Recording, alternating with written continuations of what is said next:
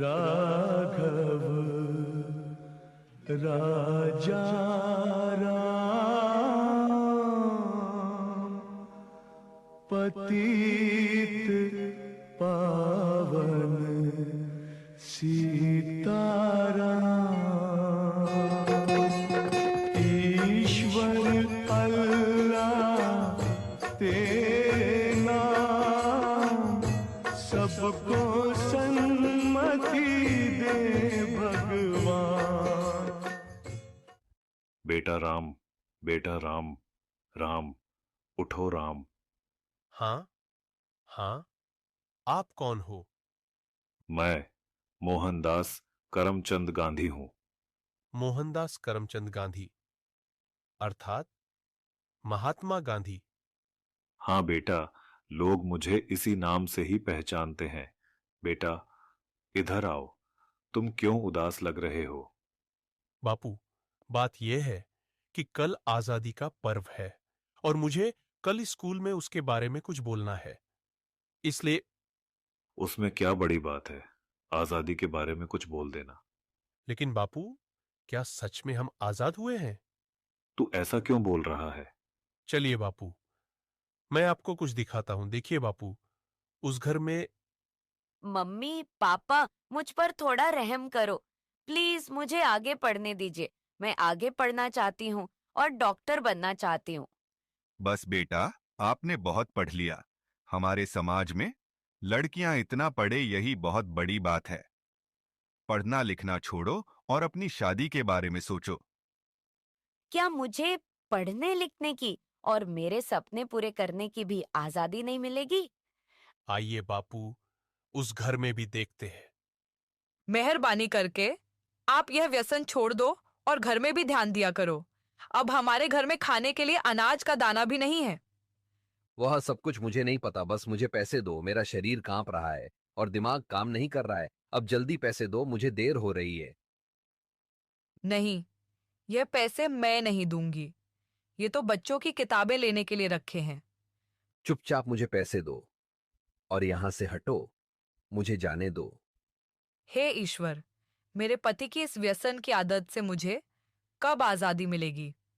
बापू, और आगे चलिए, मैं आपको एक रिश्वतखोर अधिकारी बताता हूं। साहब, कई दिनों से मैं आपकी ऑफिस के चक्कर लगा रहा हूं। अब तो मेहरबानी करके मेरा काम कर दीजिए।